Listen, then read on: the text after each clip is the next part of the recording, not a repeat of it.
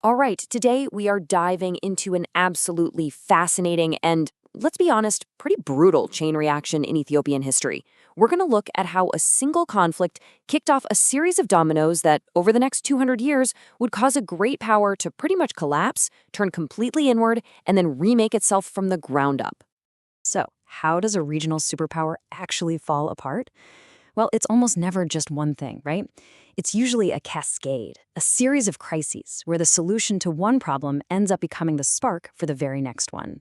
And that is the exact story we're going to trace today, one domino at a time.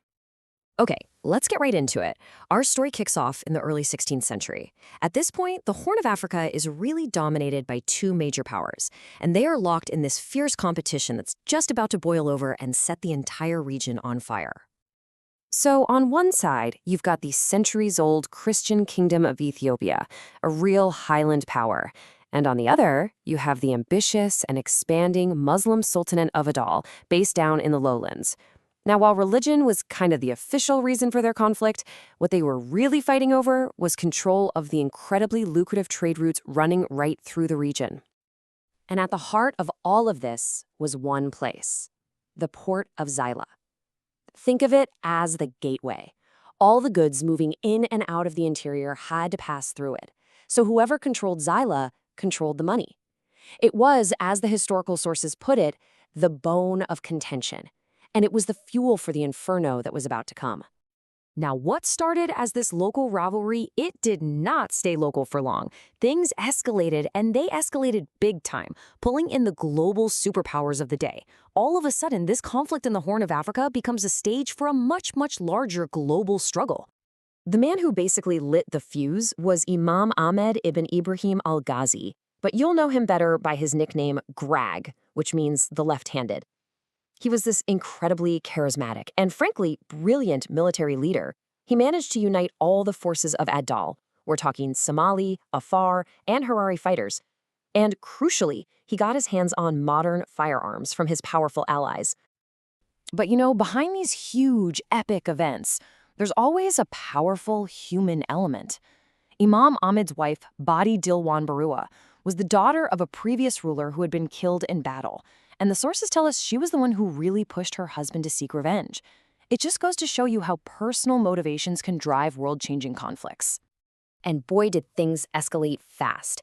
In 1529, Imam Ahmad's forces just crush the Christian army at the Battle of Shimbra-Kur.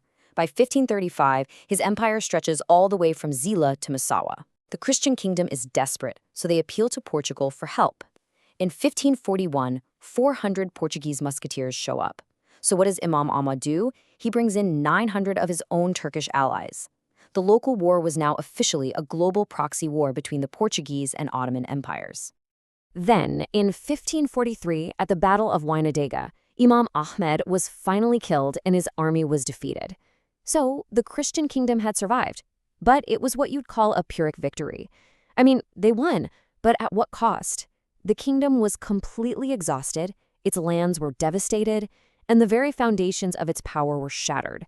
And that created a vacuum that would lead to the next whole series of crises. I mean, you just can't overstate the sheer scale of the devastation here.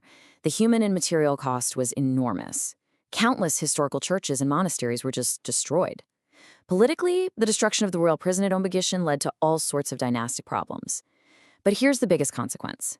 The war created a huge power vacuum that paved the way for the large-scale population movement of the Oromo people right into the heartland of this now weakened state.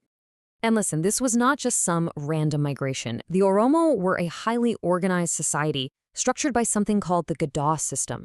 This was a really sophisticated indigenous democratic institution. It organized their social life, their political life, their military life. They even elected leaders for 8-year terms.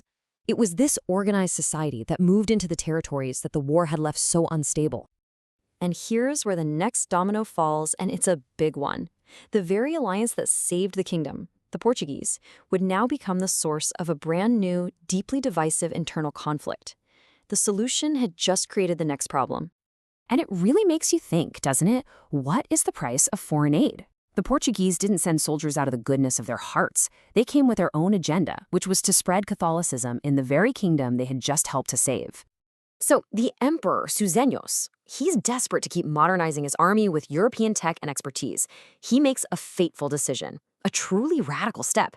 In 1622, he officially converts to Catholicism and declares it the new state religion. This was a massive shock, a total break from centuries of Ethiopian Orthodox tradition. The new Catholic bishop they brought in, a guy named Alfonso Mendez, was completely uncompromising. I mean, he immediately issues these radical orders. All priests had to be reconsecrated. The entire population had to be rebaptized. He suspended cherished local traditions, like observing the Sabbath, reverence for the Ark of the Covenant. He even ordered that preaching had to be done in Latin instead of the traditional Ge'ez. The backlash was exactly what you'd expect. It was immediate and it was violent. A brutal civil war just erupted across the kingdom. So think about it. After surviving this devastating foreign invasion, the people of the Christian kingdom were now killing each other over the very definition of their faith and their national identity. The cure had literally become a poison. This religious civil war, it was the final straw. It led Emperor Susenyos to abdicate in 1632 in favor of his son, Fasciletus. And the next phase of this long decline was a total retreat from the outside world and the complete disintegration of central power. This ushered in an era of powerful regional warlords. So Fasciletus's first move was basically to hit a giant undo button on the whole crisis. He expelled the Jesuits, punished local Catholic converts, and started a closed-door policy, deliberately cutting Ethiopia off from Europe. He also abandoned the old tradition of a mobile capital and established a permanent one in the new city of Gondar, hoping it would help him consolidate power. But the damage was already done. The authority of the emperor was just broken. And this led to a period that we now know as the Zemene Mesafint, which translates to the era of the princes.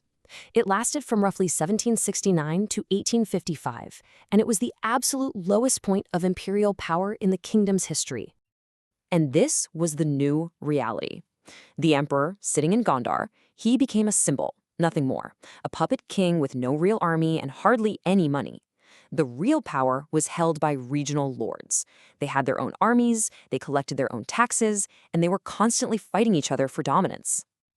Ultimately, these regional warlords became the true kingmakers. Dynasties like the Yaju Oromo held the top title, Ra Spitwooded, and they effectively ran the empire.